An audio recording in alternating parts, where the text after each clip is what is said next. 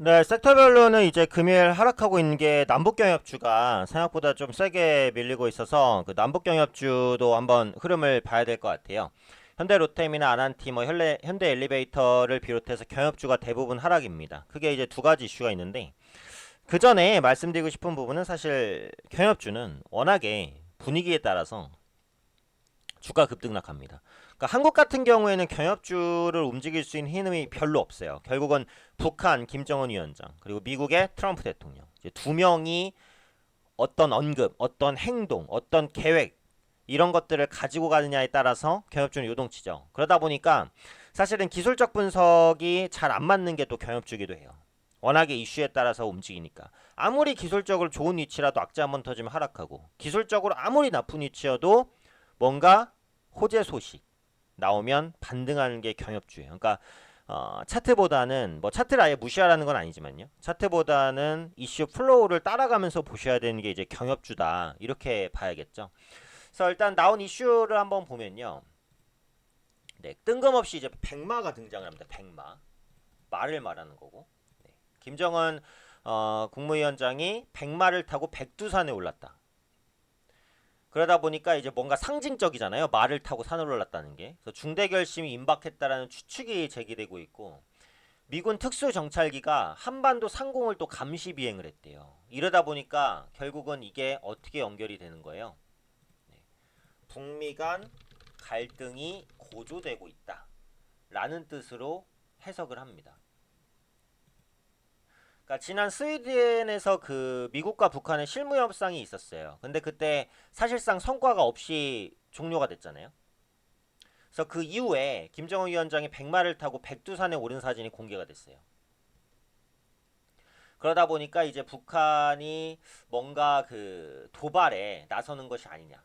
이런 이제 그 시장의 우려감을 좀 주고 있다라고 보시면 되겠죠. 사진을 못 보신 분들을 위해서 별건 아니지만 한번 보여드리면은 요 사진입니다. 그래서 김정은 위원장이 백마를 타고 백두산을 올랐다라는 것이 뭔가 이제 중대 결심이 앞선 것이 아니냐. 그리고 미군이 정찰기로 한반도 상공까지 감시했다.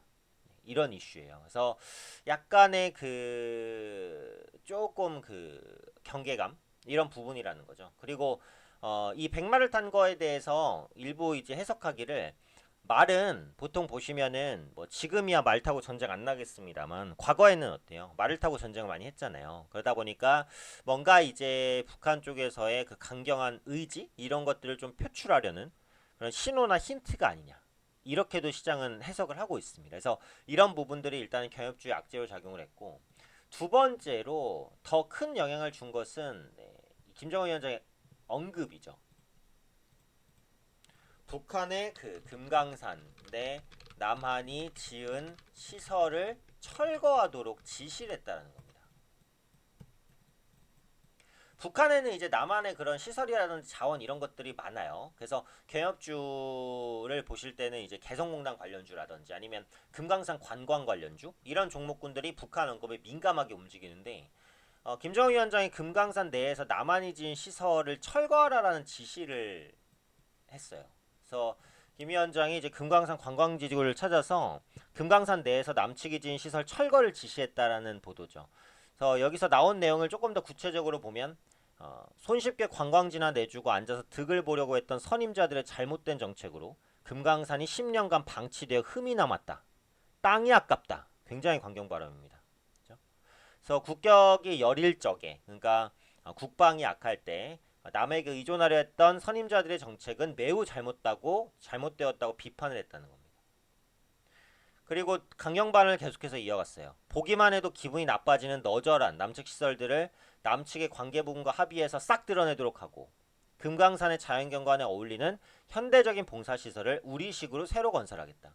그러니까 금강산 관광을 막겠다는 건 아닙니다. 금강산 관광을 하는 것은 허용을 하겠다는 거예요. 근데 금강산에 우리 측의 시설이 설치되어 있으니까 굳이 우리 측의 시설이 필요 없다. 북한이 자체적으로 좋은 시설을 갖추겠다라는 거예요.